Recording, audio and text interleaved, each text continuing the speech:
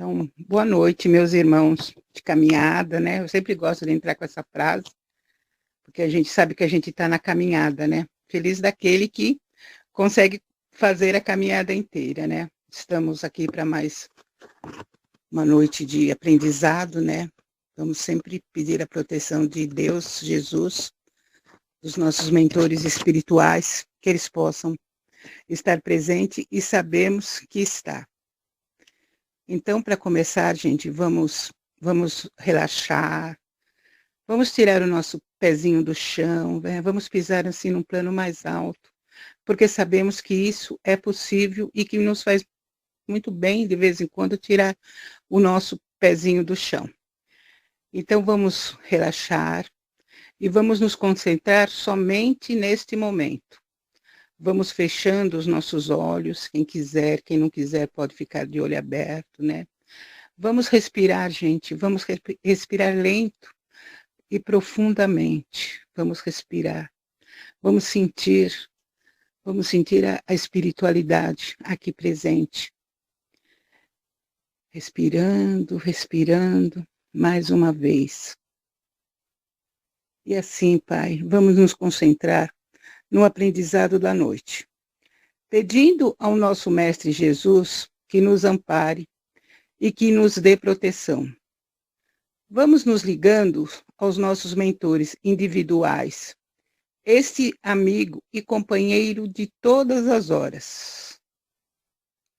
Vamos nos ligando à espiritualidade aqui presente, sempre nos envolvendo nesse aprendizado de amor. Vamos até Jesus, nosso Mestre amado, convidando para ele adentrar em nossa reunião, aonde estivermos, iluminando com uma luz intensa, preenchendo todos os ambientes, forrando pisos, parentes, tetos e beneficiando a todos com muita paz, harmonia e tranquilidade. E assim, tranquilos e serenos, vamos à prece da noite. Querido Deus, mesmo nos dias mais difíceis, eu escolho confiar em Ti. Sei que cada lágrima tem um propósito e nem toda dor é em vão. Obrigado, Senhor, por nunca me deixar sozinha, por transformar minha dor em força. Boa noite, irmãos. Pois sei que sempre estás comigo, cuidando de tudo. Senhor, se eu me perder, busque-me sempre, Senhor. Hoje, amanhã e sempre. E com esse momento da prece, Senhor, vamos passar a palavra à nossa irmã Silvana, com, com a mensagem da noite, com a palestra da noite. A palavra é sua, querida irmã. Obrigada, Dirce. Muito obrigada. Bom, que sejam todos bem-vindos, que sejamos todos envolvidos na atmosfera de amor e misericórdia do Cristo. Eu, como sempre, agradeço o convite de estar aqui nesta sala. É sempre bom rever pessoas já conhecidas, conhecer novas pessoas. E o tema que nós vamos tratar hoje, que nós vamos falar sobre ele se intitula Um Olhar que Transforma. Nós vamos tentar, a partir desse tema, associar dois grandes tópicos na história da humanidade que juntos podem nos ajudar nesse processo de transformação íntima. Boa noite. Que nós tantos buscamos. Boa noite, Maria. Tudo bom, minha querida? Tudo bom. Que bom. Esse processo de transformação que a gente tanto busca. Quando a gente reencarna, quando a gente retorna para o planeta Terra, nós estamos em busca de uma melhoria. E a nossa existência aqui, enquanto encarnados, ela nos traz possibilidades, nos traz instrumentos que possibilitam esse crescimento espiritual. O crescimento espiritual, ele traz uma transformação profunda no ser, que talvez não seja de uma vida. Possivelmente, nós vamos levar muitas vidas para atingir patamares superiores, patamares evolutivos superiores. Mas o fato é que cada existência traz consigo uma oportunidade. E a doutrina espírita nos traz isso com muita leveza, nos ensinando que viver não é um castigo, que Deus é um Pai que ama. E como um Pai que ama, Ele oportuniza, não castiga. Então, para a nossa reflexão de hoje, nós vamos conversar um pouco sobre este olhar, o olhar, a maneira pela qual nós olhamos a vida, tendo esses dois instrumentos que nos possibilitam o crescimento, se optarmos por ele. Porque a gente pode fazer escolhas, e mesmo ao entrar em contato com a doutrina espírita, com Jesus, nós podemos escolher não se transformar e manter o nosso olhar fixo em coisas que nos prendem no processo evolutivo. Então vejamos, Jesus nos ensina, e nós vamos encontrar lá no Novo Testamento, que os olhos são a luz do corpo. Se os seus olhos forem bons, todo o teu corpo será luz. Então essa é a frase de Jesus que nos faz refletir. Os olhos são a luz do corpo. É pelos olhos que a gente entra em contato com a vida. É verdade que algumas pessoas, às vezes, têm impedimentos na visão e não conseguem enxergar e encontram outros recursos de interagir com o mundo e com a vida. Mas os olhos são ferramentas importantes de crescimento. Então, quando Jesus nos traz essa lição, ele está nos chamando a atenção para algo muito interessante. Nós olhamos para aquilo que somos. Então, a maneira como nós vemos o mundo, as pessoas que estão à nossa volta, refletem aquilo que nós trazemos conosco. Daí a frase de Jesus, os olhos são a luz do corpo, ou seja, é o modo pelo qual nós nos conectamos com a vida material. Se os olhos forem bons, todo o corpo terá luz. Por que ele diz isso? Ele diz porque nós vamos procurar enxergar nas pessoas, coisas que nos rodeiam, coisas boas, porque estamos projetando aquilo que está em nós. Quando nós começamos a estudar o Espiritismo, nós vamos entender essa profunda verdade. E vamos um pouco mais além, porque no Espiritismo nós vamos perceber que o olhar tem poder de curar, sintonizar e transformar vida.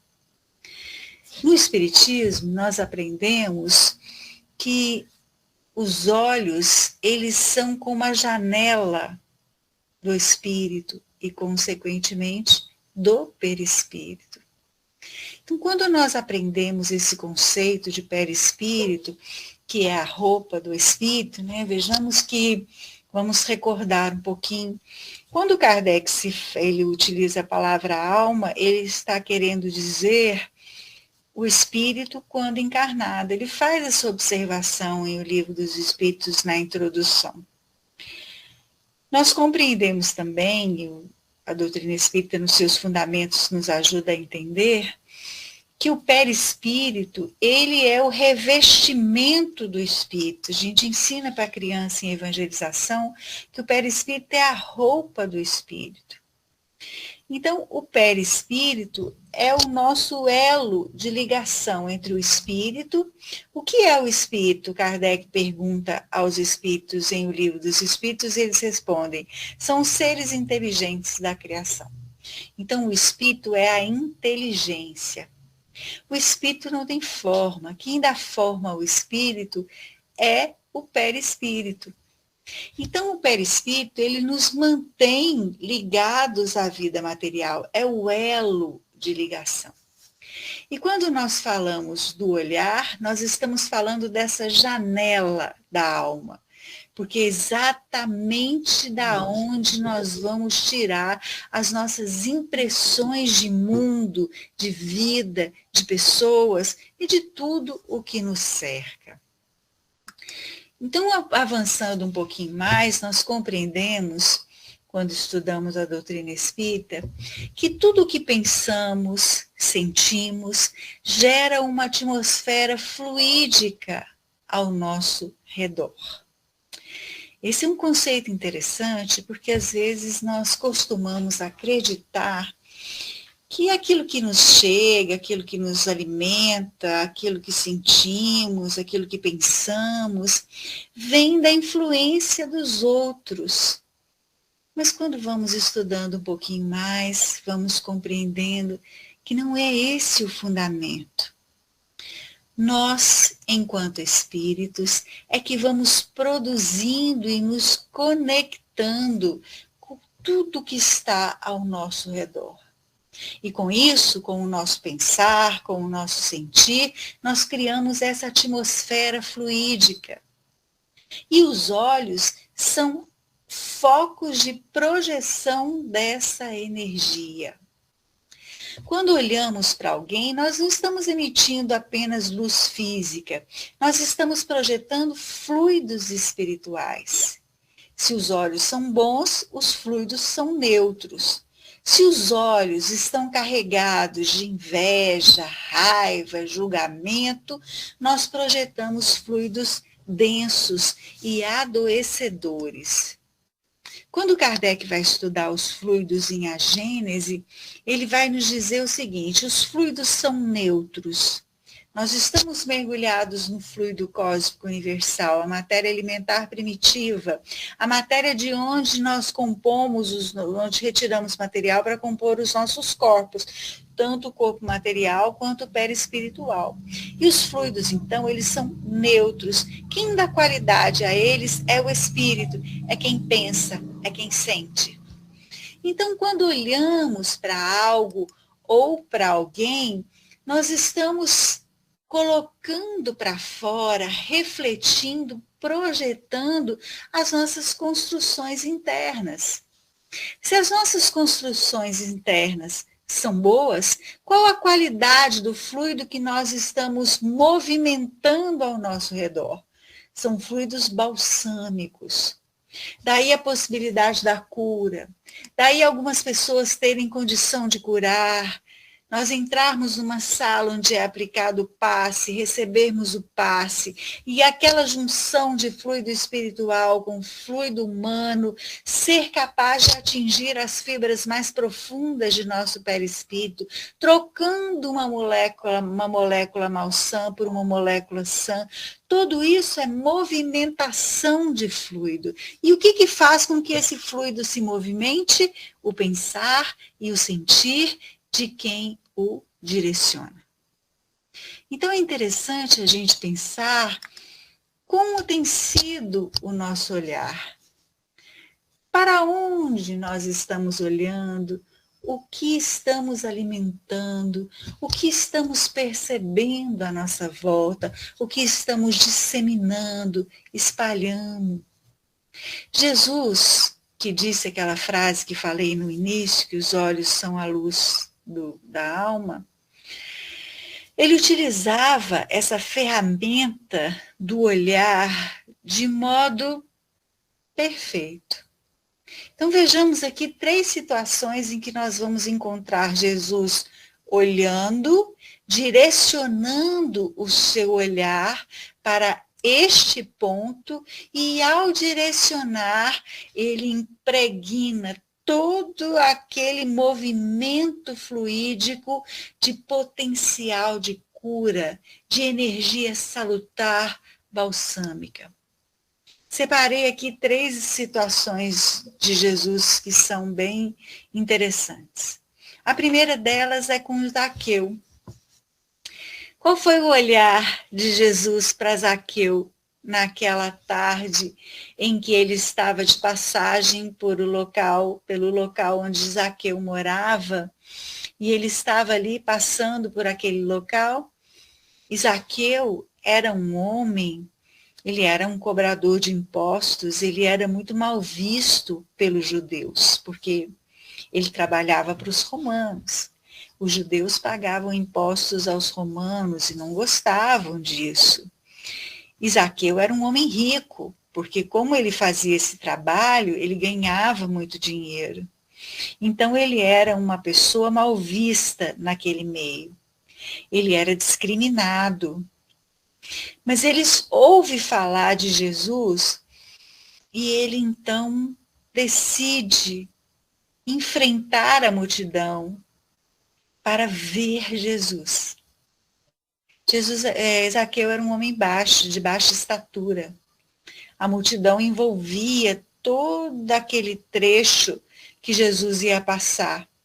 Ele não conseguia enxergar por si, porque como ele era de baixa estatura, em meio à multidão, ele não enxergava o que estava ao seu redor, e ele resolve subir num arbusto. No Evangelho a gente vê sicômoro. Ele resolve subir no sicômoro para que ele pudesse enxergar Jesus.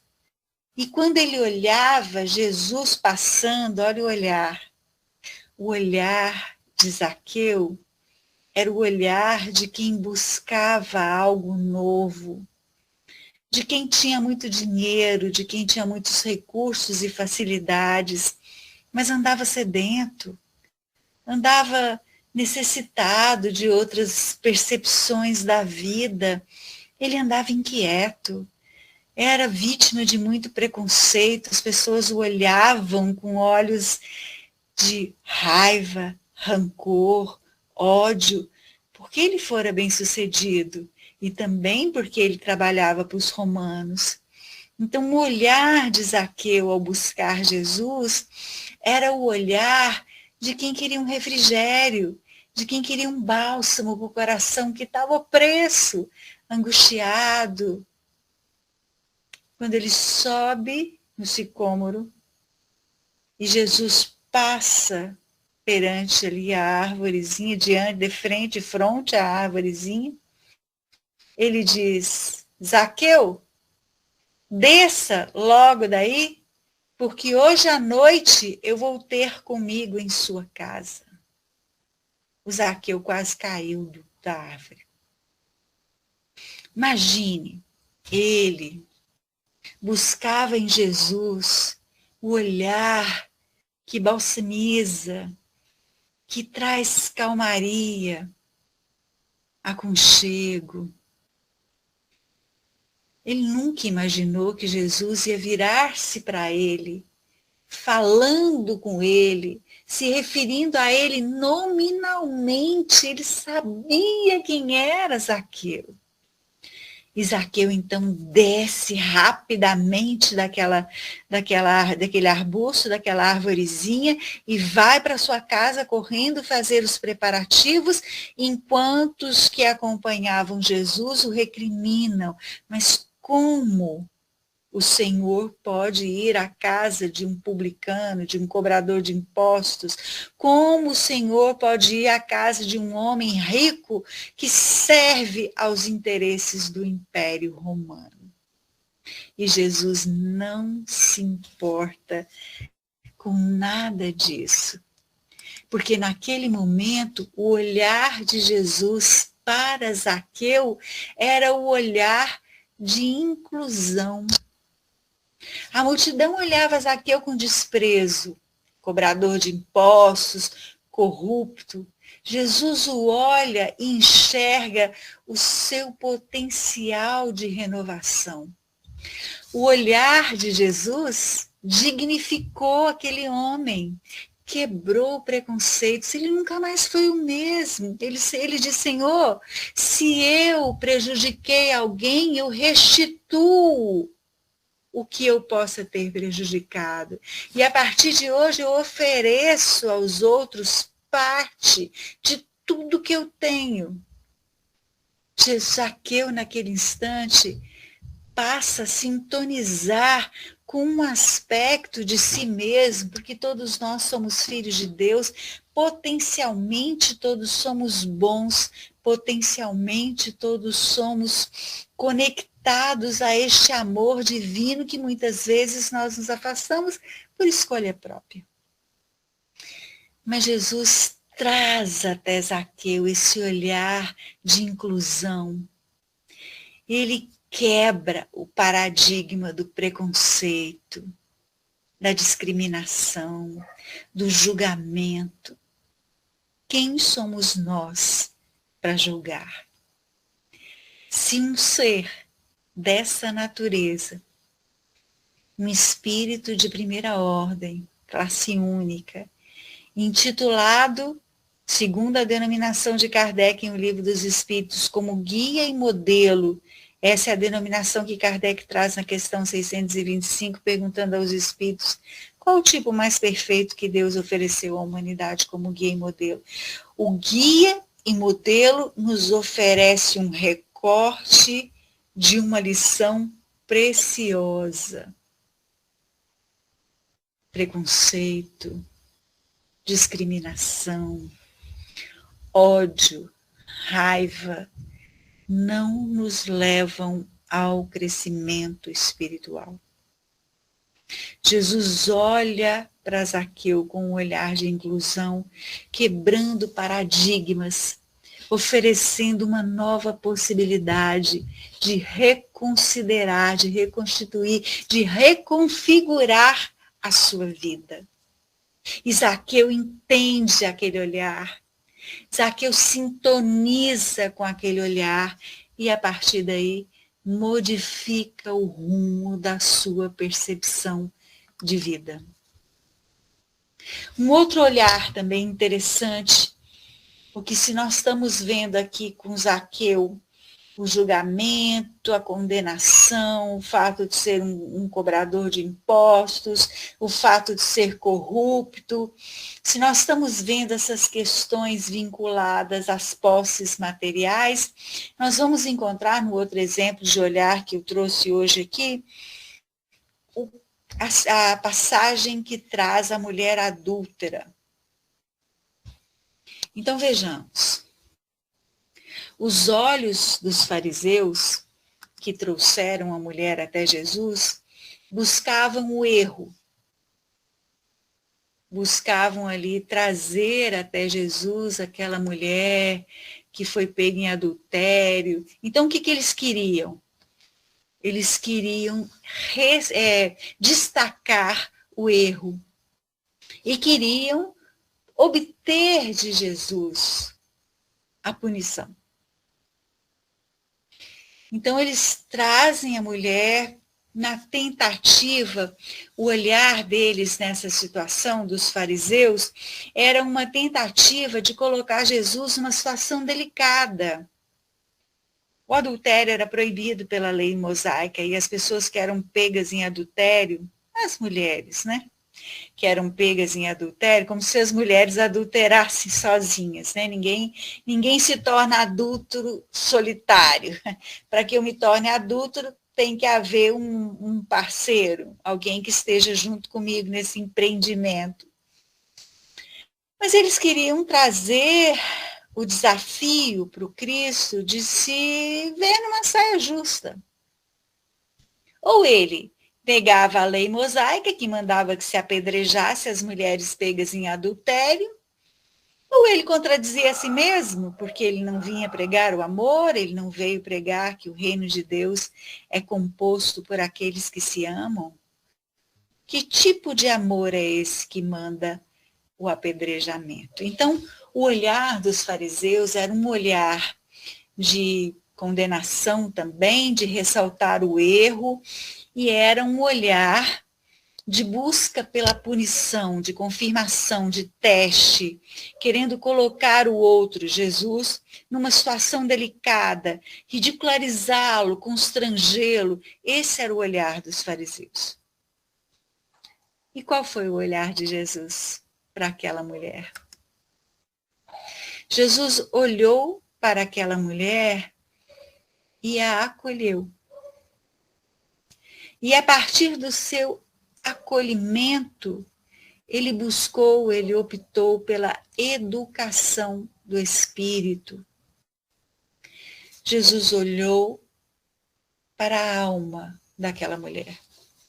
E não para suas atitudes, para o seu comportamento. As coisas que fazemos nem sempre falam de quem somos. Às vezes agimos por pressão, às vezes agimos por uma circunstância em que somos levados por nós próprios, pelas nossas ilusões. Jesus sabia disso. E ele olha para aquela mulher com todo aquele acolhimento. Mas ele não olha só para a mulher, não. É interessante que na passagem a gente vai encontrar uma informação bem significativa, porque ele conta, o evangelista, que ele mexia, ele escrevia na terra. Então o olhar dele voltava-se naquele momento para o chão. Quando os homens trouxeram a mulher, ele levanta, olha, percebe a situação, ele reconhece o olhar daquelas pessoas. Quando eu digo olhar, eu estou me referindo à intenção daquelas pessoas. Porque Jesus tinha uma leitura muito precisa dos seres, e ainda tem, né? Porque ele continua vivo. Tem uma leitura precisa, porque ele não vê na aparência, ele vê além da aparência. Ele vê o que vai no coração, ele vê o que vai na alma. Então ele olha para aquela situação, os que trouxeram a mulher indagam, Senhor, o que fazer? Ela foi pega em adultério, o que o senhor acha que a gente faz? Colocam ele numa situação delicada, ele volta a escrever na terra, ele desvia o olhar, como se estivesse buscando a sua concentração, como se estivesse voltando para si mesmo, nas profundezas de seu ser, de um ser altamente evoluído. Ele levanta o olhar e diz aquela frase tão conhecida por nós: aquele que estiver sem pecado, que atire a primeira pedra. Essa é a tradução bíblica. No Espiritismo, nós não consideramos o pecado da mesma forma como nas outras religiões. O pecado, na visão do Espiritismo, é o erro, a falha. Diz até aqueles que entendem a língua, o aramaico, o judaico, o hebraico, dizem que o pecado, ele vem na origem da sua palavra, dessa palavra, como sendo errar o alvo. Faz sentido, né? Nós estamos buscando, o nosso alvo é o crescimento espiritual. Quando nós erramos o alvo, nós nos desviamos deste roteiro.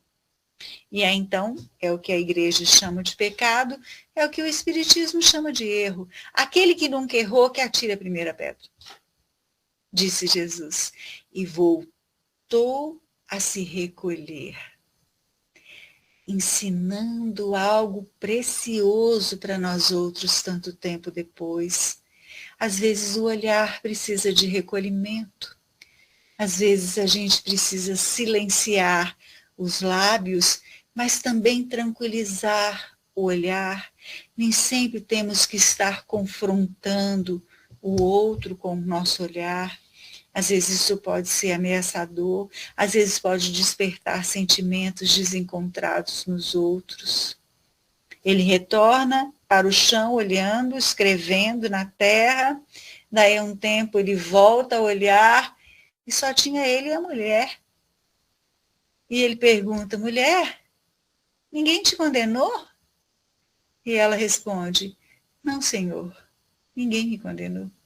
E ele diz para ela: então vá e não tornes a errar. Cuide das suas atitudes. O fato de errar não te faz de você uma pessoa, não faz de você uma pessoa menos merecedora do amor de Deus, que naquele momento se manifestava por ele. O fato de já ter errado o alvo, de já ter feito escolhas infelizes na vida, não tira a possibilidade do crescimento do ser. Esta é a lição preciosa que Jesus deixa nessa passagem. Este é o olhar do acolhimento, o olhar de amor que ele endereça àquela mulher. E por último, nesta nossa rápida busca de referências de olhares no Evangelho, nós vamos encontrar outro também muito interessante, o jovem rico, está registrado por Marcos, no capítulo 10, 21. E no texto de Marcos, ele vai dizer, e Jesus, olhando para ele, o amou. Jesus via a carência oculta por trás da riqueza material. Jesus olhava além das aparências. Amélia Rodrigues conta essa história do jovem rico de uma forma tão linda e tão bonita, porque a gente sabe que a Amélia Rodrigues pega os trechos do Evangelho e ela vai trazê-los com uma riqueza de detalhes, de uma forma poética, sutil, profunda. E ela fala que quando Jesus olhou para o jovem e o amou com o seu olhar, chamando para segui-lo, vem, larga tudo, vem.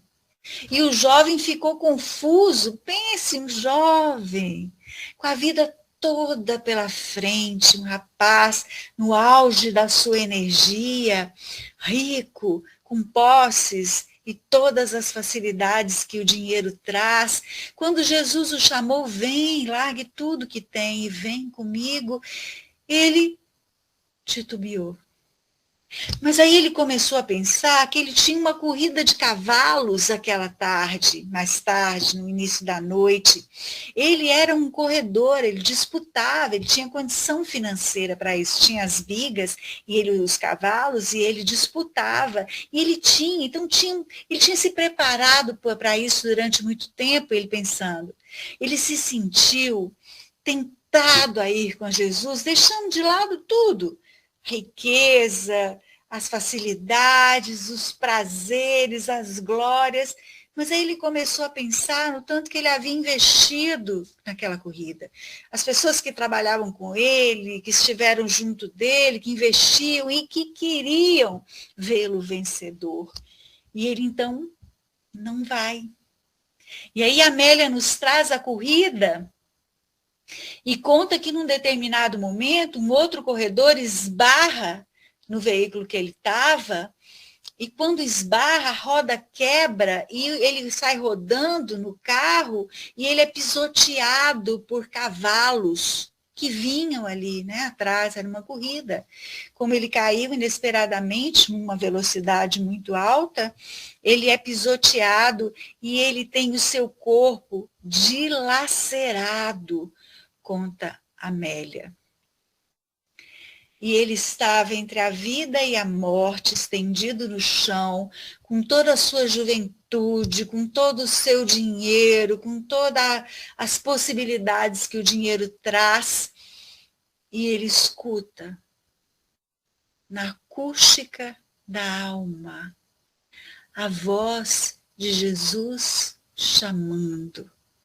O olhar acolhedor de quem ama, independente das escolhas que faça. E Jesus o chama, vem. E aí então, ele vai. Dessa vez, ele vai. Então, olha que percepção de olhar que a gente tem aqui, nesse trecho registrado por Marcos, o olhar de quem sabe, o olhar de quem conhece e ama, o olhar de quem ignora e resiste, A história contada por Amélia realmente é muito tocante, é muito emocionante, nos faz pensar quantas vezes na vida nós somos convidados a seguir com Jesus, mas não aceitamos o convite porque muitas coisas nos chamam.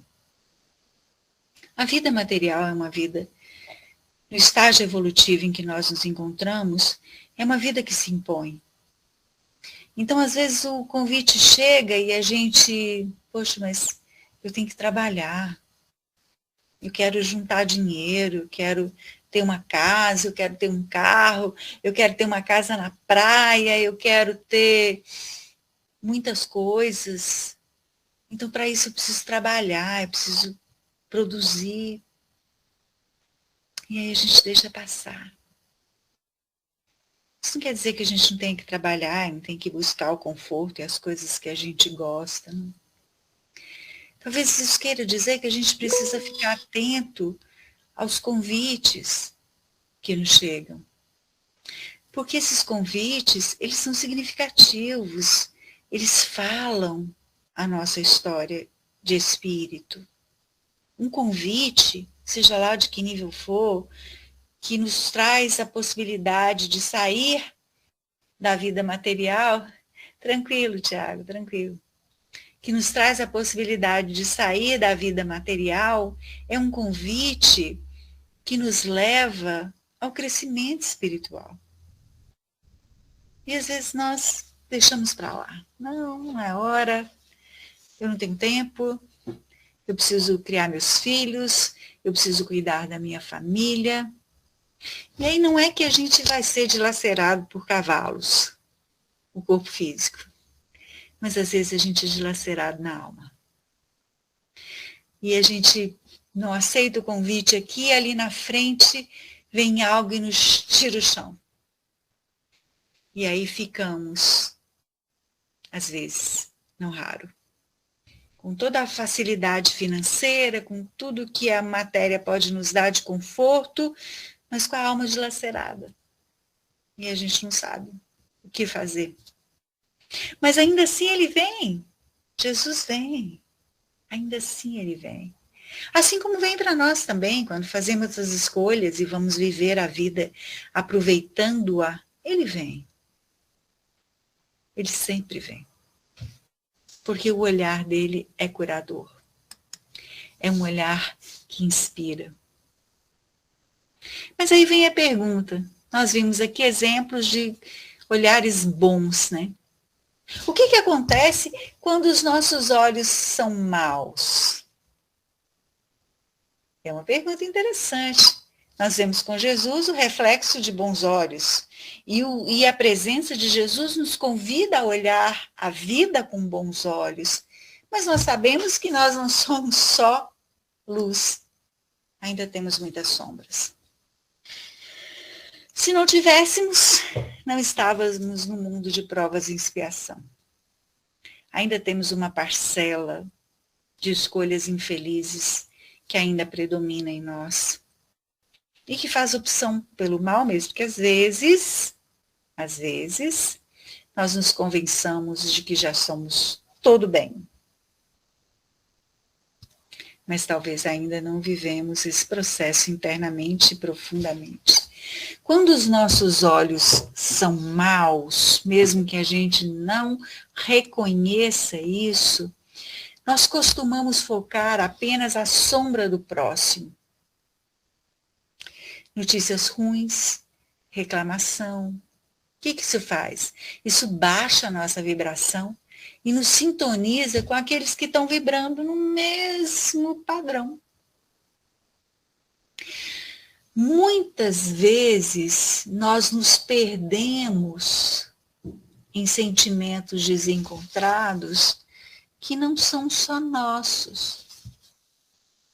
É interessante que a gente veja isso porque, olha, um espírito obsessor é aquele que se aproxima de um ente encarnado e ele passa a influenciá-lo A gente vive cercado por muitos espíritos e sofremos muitas influências. Nós sofremos influências de encarnado para encarnado, não é mesmo? Haja vista quando a gente vê uma propaganda na televisão e a gente quer comprar aquele produto, isso é uma forma de influência. Nós somos influenciados por ideias, por pensamentos que as pessoas que admiramos têm, e a gente passa a comprar aquela ideia passa a fazer parte do nosso mundo íntimo. Nós somos naturalmente influenciados, entre encarnados e encarnados. Mas a influência do desencarnado para com o encarnado, ela é sutil, extremamente sutil. Muitas vezes nós não percebemos. O que caracteriza o processo obsessivo? É uma ideia que não modifica. É uma ideia que permanece no campo do pensamento. E aí vai ali, vai lá, volta aqui, volta para o mesmo ponto. Isso é o que caracteriza um processo obsessivo. O processo obsessivo, de acordo com o livro dos médiuns, ele pode ser um processo simples, pode chegar num ponto de mais profundidade que ele chama de fascinação, que é quando o ser se torna inebriado por ele mesmo, ele está fascinado por ele mesmo, é uma egolatria tremenda, e pode chegar num ponto de maior, porque a fascinação ainda é no campo das ideias, e pode chegar num ponto maior em que o espírito obsessor passa a ter controle corporal daquele que o obsedia. Então a pessoa perde o controle do seu corpo físico. E o espírito passa a fazer, por influência, o espírito não entra no corpo da pessoa, não. Não entra, não. Mas ele influencia as ideias e a pessoa, então, aquilo influencia de tal forma que reverbera no corpo físico. E qual é o ponto de ligação de um encarnado para um espírito desencarnado? Sintonia. Sintonia é o ponto de ligação. Pensamento é onda. E quando pensamos, nós estamos emitindo ondas. O olhar é a manifestação das ondas. Então, quando nós reclamamos demais, só vemos coisas ruins nos outros, quando nós temos dificuldade de encarar a vida com bons olhos, quando fixamos apenas nas notícias ruins, isso faz com que a nossa vibração abaixe. Porque a vibração, ela é a repercussão daquilo que nós pensamos, sentimos, se estamos com pensamentos elevados, se estamos pensando em coisas nobres, esperançosos, confiantes, a vibração sobe. Se pensamos em coisas ruins, se estamos envolvidos numa atmosfera sombria de nós mesmos e o nosso olhar reflete o que há de sombrio em nós, nos outros, e nós só enxergamos coisas ruins, a vibração cai. E quando a vibração cai, nós sintonizamos com aqueles que estão à nossa volta, que vibram no mesmo nível. É óbvio que a obsessão também pode trazer casos de vingança, ódio profundo de outras existências. A obsessão pode também vir por comportamentos, coisas que gostamos de fazer, como, por exemplo, com que nos alimentamos, o que ingerimos, isso pode também trazer obsessão. Grande parte dela é provocada pelo ódio que nós já alimentamos e que retorna à nossa vida em forma de cobrança. Mas uma parte dela também é provocada pelo modo que nós olhamos a vida. É provocada pela forma como nós encontramos respostas numa existência e projetamos a nossa alma em direção àqueles e àquilo que está ao nosso redor. Então é importante ficarmos atentos se não quisermos companhias que podem nos trazer muitas situações ruins. Então é importante que a gente cuide e procure mudar os nossos sentimentos para que a luz saia por nós, pelos nossos olhos. Essa luz que vai sair pelos nossos olhos, ela primeiro precisa ser gerada na alma. E essa luz vai ser gerada pelo amor, pelo perdão, pela esperança. Quando Jesus olhava para alguém, como nós vimos aqui os 3 exemplos, os seus olhos funcionavam como potentes projetores do fluido divino, porque é um espírito de grandeza. O Kardec vai nos ensinar que o fluido é neutro, como disse anteriormente, e quem dá qualidade a ele é o pensamento e o sentimento que emana do ser que está sentindo. Por isso o olhar de Jesus limpava as energias densas, porque o seu pensamento era de amor. E aí fica a pergunta, para que a gente vá se encaminhando para o final. Nós podemos encontrar várias formas de viver nessa experiência terrena. Nós podemos focar no que falta e podemos focar na percepção do que já existe. Então vejamos. O Espiritismo, ele vai nos ensinar que nada acontece por acaso, não há acaso. Cada situação vivida por nós carrega um sentido dentro da nossa trajetória evolutiva, que somos espíritos em crescimento. Então, quando algo nos acontece, quando algo nos chega de fora e repercute internamente, o que nós precisamos entender é que não vai fazer muito sentido perguntar: por que isso aconteceu comigo? Eu não faço mal para ninguém, eu tenho uma vida correta, eu me dedico, eu busco crescimento. Não é essa a pergunta que vai nos ajudar a crescer. O que vai nos ajudar a crescer é o que eu posso aprender com isso. Viver no planeta Terra é um desafio.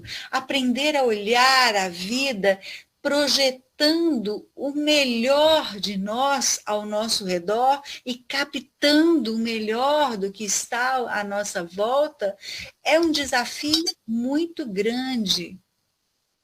É fácil manter o ânimo quando tudo está bem.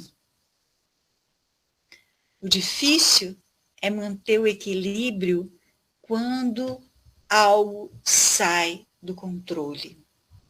Quando nos chega uma situação que não esperávamos, que não desejávamos. Porém, o Espiritismo nos ensina coisas muito importantes que nos ajudam a fortalecer internamente. As dificuldades fortalecem. As frustrações ensinam maturidade.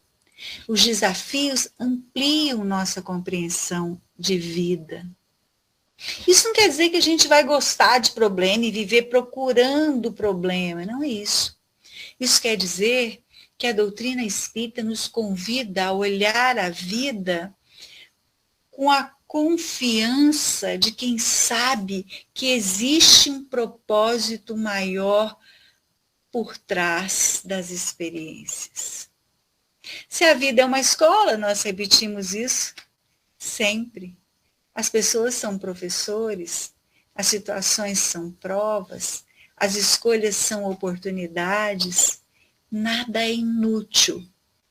Cada vida contribui para o nosso crescimento espiritual. Às vezes nós aprendemos pela suavidade, pelo carinho, às vezes aprendemos pela dor. Muitas vezes esperamos grandes conquistas para nos sentirmos realizados.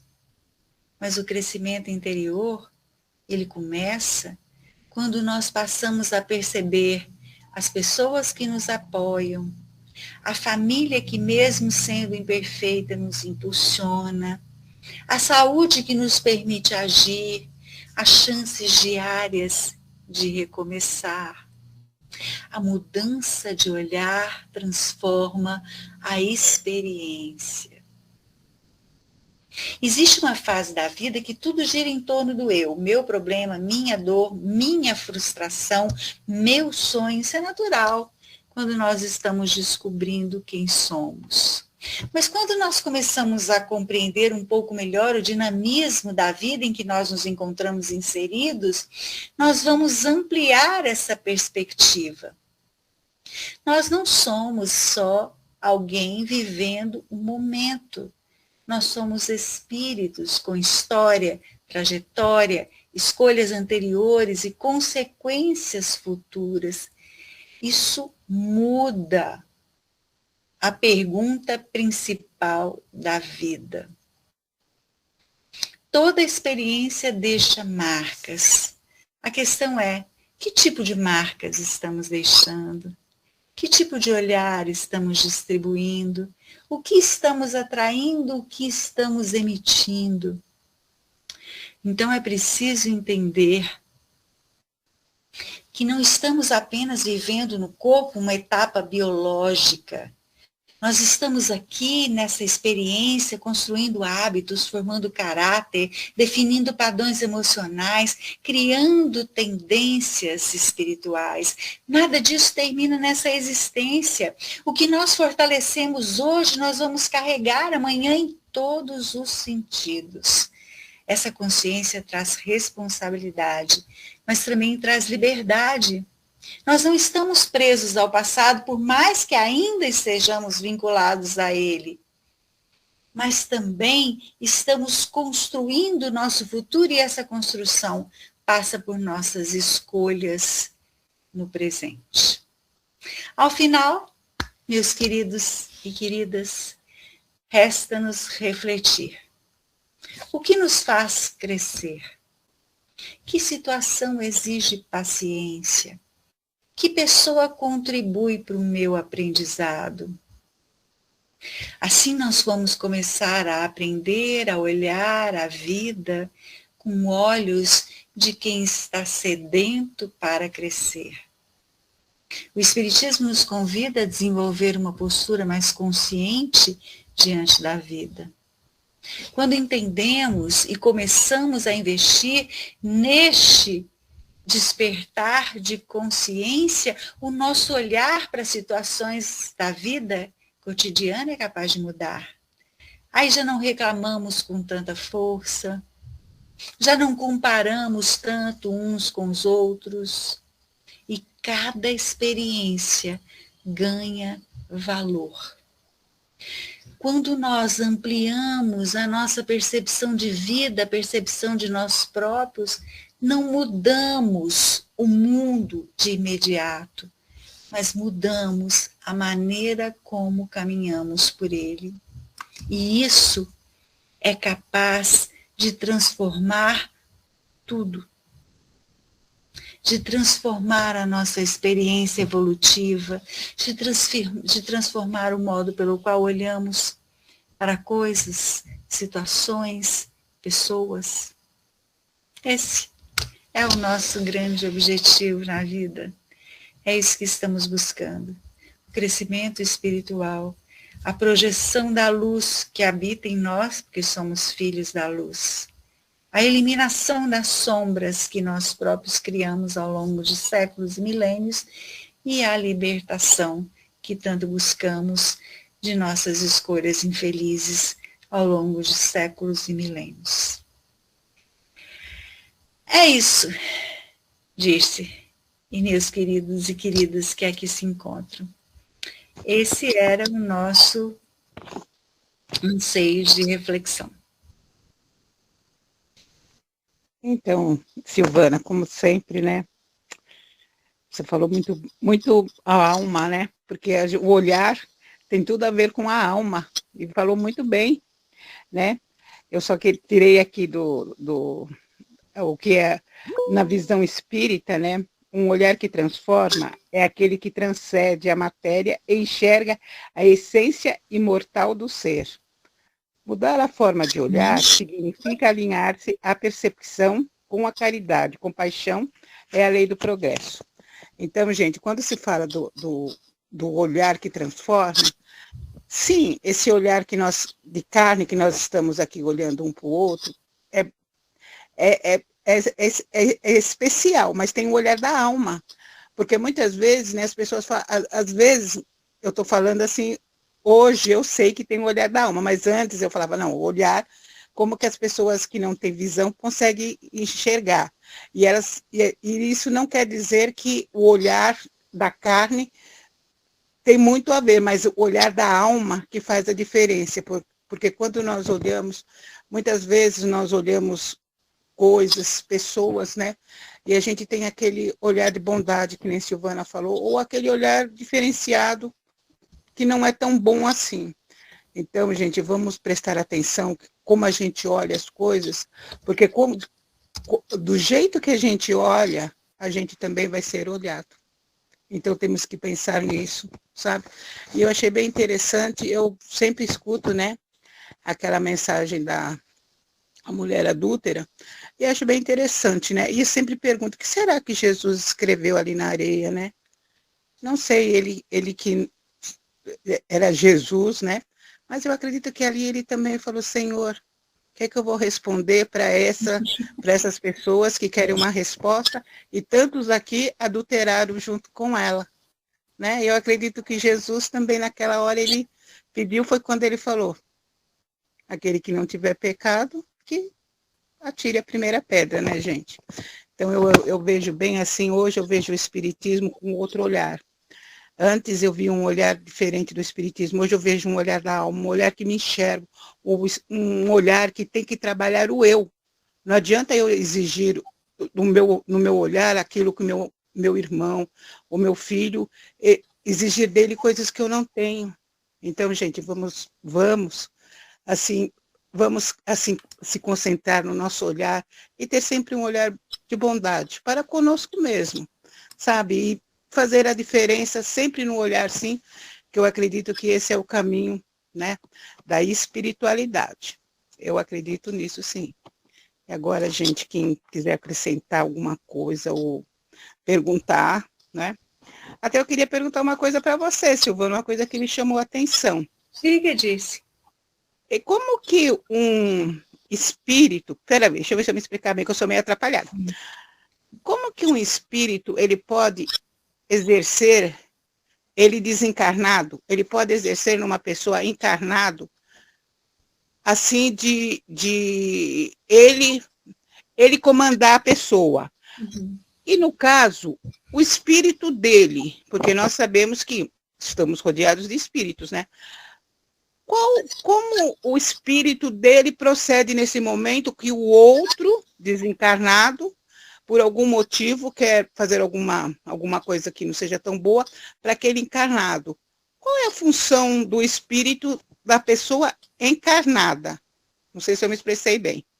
Expressou assim. É por sintonia. Sintonia, mas sabe, Disse, tem uma coisa interessante que você disse aí e é bom que a gente ressalte. Primeiro, nós não fazemos nada influenciados por um espírito que não faríamos por nós mesmos. Então, o espírito, ele vai agir na profundeza do pensamento. O André Luiz tem um livro em que ele conversa, ele se aproxima, o livro chama Ação e Reação, de dois obsessores, e eles começam a contar que eles fizeram um curso na erraticidade, e nesse curso eles estavam falando sobre como obsediar. Então eles falam que primeiro eles observam a ideia central da criatura.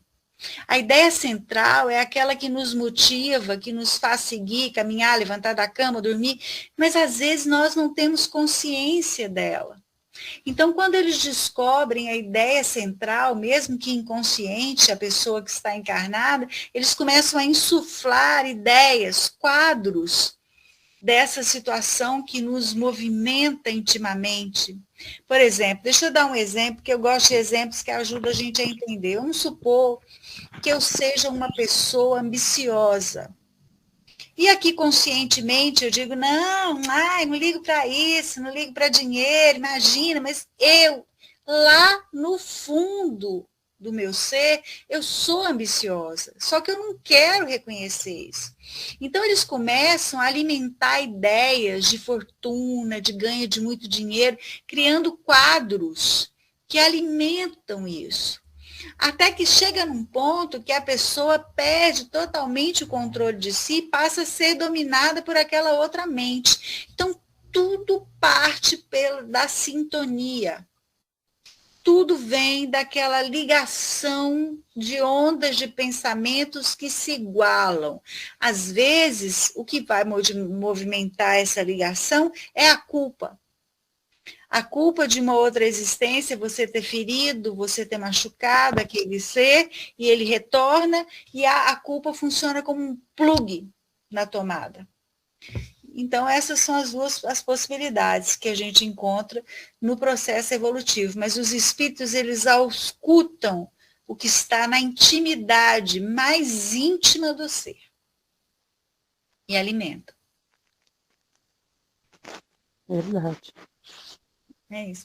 Eu acho que o Fidelis queria falar disso. Fidelis. A mãozinha ali. A mãozinha dele. Silvana, foi muito boa a sua reflexão, parabéns. Ainda está cedo, eu gostaria de fazer um resumo aqui. Sim, fique à vontade. Eu vou ler um resumo aqui, que eu peguei aqui, muito bom, ele para assim, complementar assim, o que você falou. E está dentro do que você falou também, né? Ele fala o seguinte: o olhar que transforma é a capacidade de enxergar além das aparências materiais, utilizando o olho da alma para perceber a realidade espiritual e a centelha divina em cada ser humano.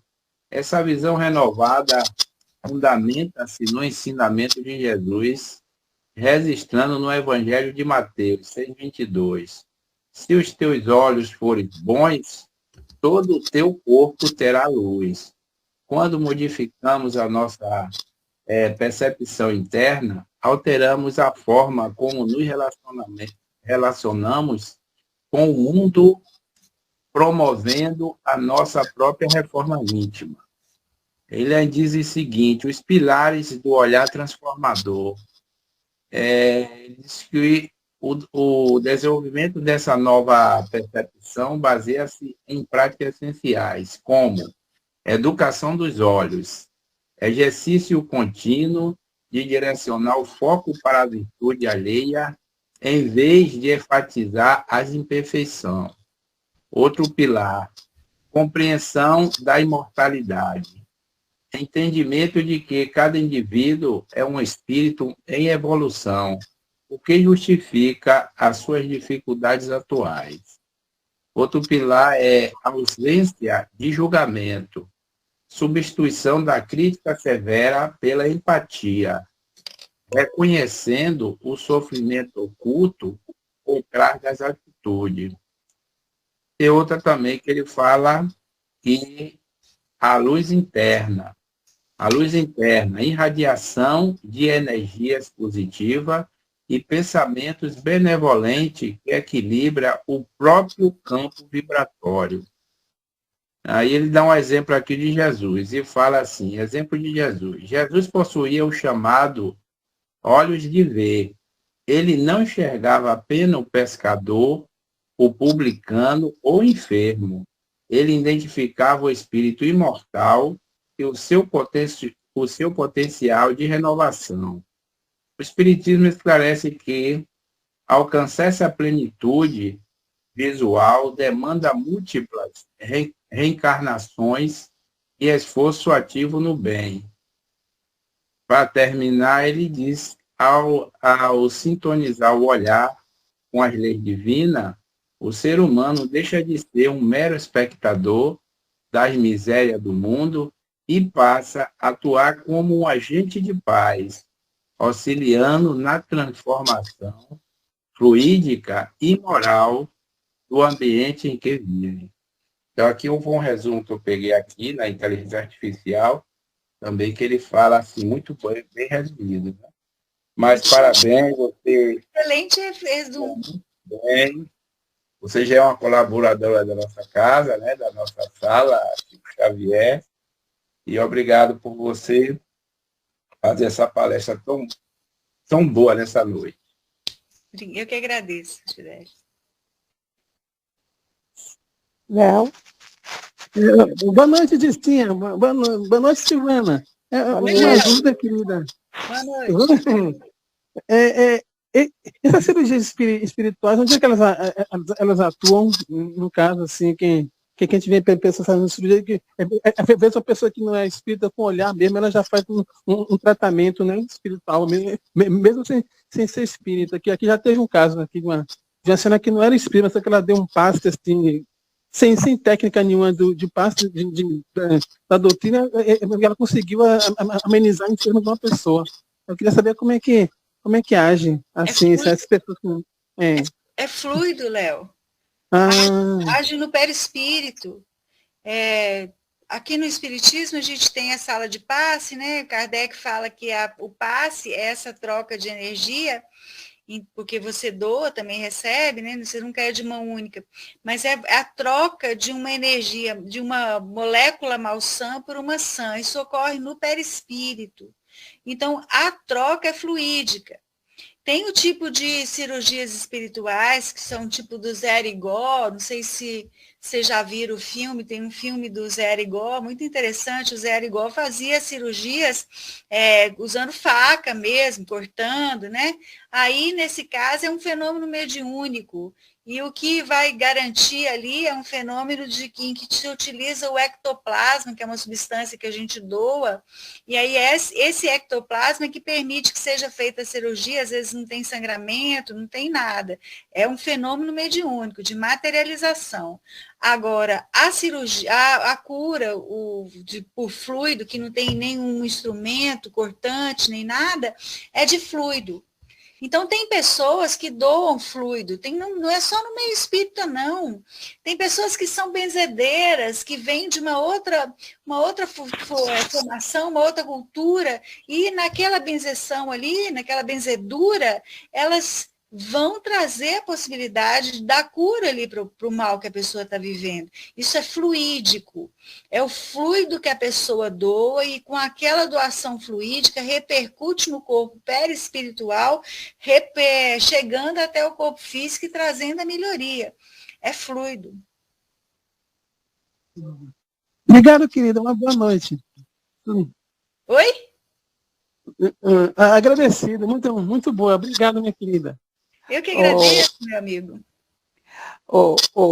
Silvana, você falou dos benzedores, né? Sim. Eu lembrei que quando eu era menina, eu e minhas colegas, tinha um senhor que chamava Raul, né?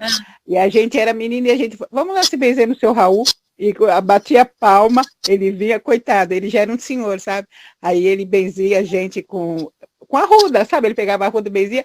E eu lembro que ele falava assim, por exemplo, ele perguntava que nem o nome, Dirce nada sofre, Dirce vai ser feliz, sabe? Eu lembrei dos benzedores que não são espíritas. E eles, né? E eu fiquei lembrando, que menina chata que eu era. Né? Não tinha nada. Vamos lá no seu Raul se benzer. Acreditava no benzimento. Às vezes sim, você não sabia, era uma intuição, né? Eu cheguei outro dia aqui na casa de idosos, a gente estava fazendo visita antes da pandemia. E quando eu entrei, assim, um senhor de 100 anos, ele me chamou assim, fez para mim e falou: eu posso te benzer? Eu falei, claro que pode. Aí ele me benzeu lá várias vezes. Eu fiquei impressionada disso, sabe por quê? Eu estava vivendo um momento tão difícil na minha vida, trabalhando num lugar que eu não gostava, uma situação muito, muito complicada. E o senhorzinho bateu o olho, eram várias pessoas, eu não era a única, mas ele bateu o olho em mim e falou, posso te benzer? E me benzeu, minha filha. Eu fiquei assim, impressionada com a visão dele, né? Sabe-se lá o que ele viu, né, filha? Ninguém sabe. Ele não falou, mas certamente ele viu alguma coisa que não era boa. E todas as religiões têm, assim, né, um olhar, vamos, olhar muito bom, né? Até outro dia, onde eu estava falando com uma pessoa que tem um problema do álcool, que há tempos atrás, minha mãe levou meu pai, né, num lugar e era um banda. E aí minha mãe falou assim, que foi três, sabe, negão, fortão lá, jogava o terço no meu pai pela cabeça, saía, tirava pelas pernas, pelos braços. Aí minha mãe só ficou olhando, né? Aí minha mãe falou, que agora? O que eu faço? Falou, pode deixar ele beber. Meu pai, desde aquele dia, nunca mais bebeu. É mesmo, olha só, Verdade. A E era um bando. E minha mãe fala assim que jogava o terço, né, assim, pela cabeça, tirava pelas pernas, jogava o terço, rolava o terço, um terço grande nele. Aí minha mãe falou, e agora, né? O que eu faço? Eu até me arrepiei. Aí ele falou, não, pode deixar ele beber. Meu pai saiu de lá, nunca mais entrou no bar. Meu pai, antes de morrer, ele ficou uns 30 anos sem pôr álcool na boca, gente. E era um banda. Então a gente vê que o olhar tem em todos os lugares, na bondade. Não, disse, é a boa intenção. Isso. Na Umbanda, no Candomblé e outras crenças mais, a gente encontra gente bem intencionada e o fluido, como ele é neutro, o que dá qualidade para ele é o pensamento e o sentimento. Então, se a pessoa que está oferecendo esse fluido é uma pessoa boa, tem boa intenção, ele vai fazer efeito, sim. Acredito, sim. Eu acredito que, independente de religião, tem um olhar bom em todas as pessoas. Basta a gente pôr ele para fora. Verdade. Então, gente, mais alguém?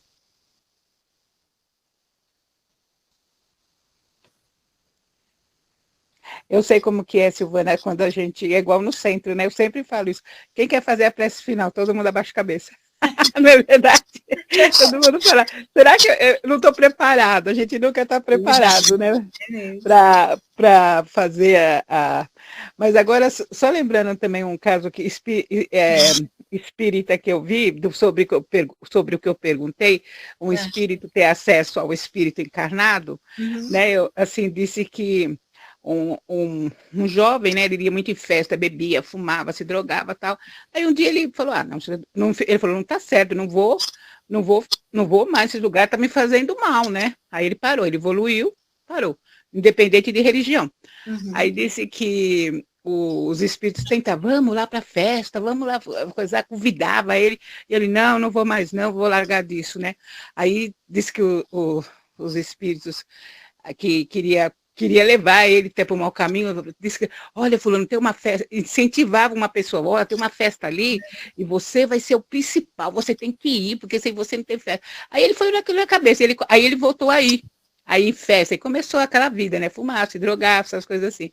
Aí um dia os espíritos obsessores conversando, falou, o que nós vamos dar para fulano, né? Prece, aí o outro falava, gargalhava e falava, não, vamos dar festas, muitas festas. Eu acho essa coisa interessante também. É bom você falar isso, porque realmente esse também é um tipo de ação do espírito. Ele às vezes usam de outras pessoas encarnadas. Aí fala, você tem que ir, você não pode faltar, e aí a pessoa, porque a gente sabe, né? Influenciada. É verdade. É isso aí. Gente, mais alguém? Então, Silvana, já que as pessoas estão... Às vezes as pessoas têm aquela escuta, mas as pessoas têm... Eu entendo isso, sabe? De não querer falar. Eu tive muita dificuldade em falar. Até hoje tenho. E sou meio atrapalhada, né? Não, mas eu fui trabalhando. Eu fui trabalhando isso em mim, sabe? Eu falei, não, se ele fala, eu também falo, porque eu também li, mesmo que eu não vou falar as coisas que ele pensou igual, mas eu vou falar também. Isso foi muito bom, sabe? Assim, eu vejo assim, Alberto sempre me chamando, que eu sou uma pessoa comodista, sabe? Assim, por estar no espiritismo há pouco tempo, eu falo, ai meu Deus, sabe ainda aquele balanço, sabe, de nova vida, a Dirce era diferente anos atrás, hoje a Dirce é outra pessoa, e a minha tem que me modificar, eu tenho que mudar meus pensamentos, meus hábitos, até meus amigos também, eu tenho que só oi, tchau, dependendo do amigo. Então eu eu vejo essa renovação que a gente tem que fazer com a gente mesmo, sabe? Para a gente mesmo, não é para os outros, não. É, para a gente mesmo. E aí a pessoa fala, olha, a desse tá chata agora, não vai em todo lugar. Não, só você quer falar, tá bom. E é assim. Mas é assim, gente. Já que ninguém mais quer, Silvana, pedir para você fazer a prece de encerramento. Okay. E vamos sempre nos concentrar no olhar do bem. Vamos nos concentrar em Jesus, né? Que ele é o caminho, né? A verdade e a vida. Né? Assim, eu particularmente, gente, eu falo para vocês. Hoje eu tenho assim uma conexão maior com Jesus, né? Com Deus. Eu acho, até mais com Jesus, para falar a verdade para vocês. Mas hoje eu sou assim uma nova pessoa. Eu estou tentando me conhecer, sabe? Conhecer as pessoas. Estou tentando passar esse olhar que muitas vezes é de reprovação, sabe, para comigo mesmo. Quantas vezes no meu olhar, no meu pensamento, eu me repreendo. Falo, Deus, você fez de novo. Você não aprendeu. E muitas vezes esse olhar também vai para pessoas que a gente ama, né? Que a gente olha e a gente fala, meu Deus, por que a pessoa não faz diferente, né? Mas aquele olhar de reprovação, a gente poderia passar um olhar de amor. Fulano, você não aprendeu? Esse não é o caminho, sabe? Aquele olhar de amor e de palavras boas também, que eu acho que se nós seguir esse caminho, vai ser bom principalmente para a gente e para aquela pessoa que nos ouve. Uhum. E é isso, gente. Verdade. Então, isso Silvana, mesmo. Vamos lá, então. Então, vamos lá. Vamos olhar para Jesus, né? Falamos tanto no olhar dele, olhar de inclusão, olhar de amor, o olhar de acolhimento. Então, vamos olhar para Jesus, sem considerar que isso é uma ilusão, porque ele próprio disse que onde 2 ou mais estivessem reunidos em seu nome, ele ali estaria. E aqui estamos, Senhor, reunidos em seu nome, rogando a sua misericórdia, as suas bênçãos, para que possamos nos fortalecer nas lutas da vida. Ainda temos o olhar meio embaçado para as coisas nobres da existência, ainda nos detemos em sombras, ainda não conseguimos enxergar apenas luzes, mas sabemos que a sua presença nos encoraja e nos auxilia a vencer, sobretudo a nós mesmos. Obrigada, Senhor, por mais esse dia, pela oportunidade de estarmos juntos aqui nesse encontro entre amigos, que possamos levar conosco a sua presença e o seu olhar de amor a nos fortalecer em todos os instantes da vida, agora e sempre, graças a Deus. Graças a Deus, Senhor.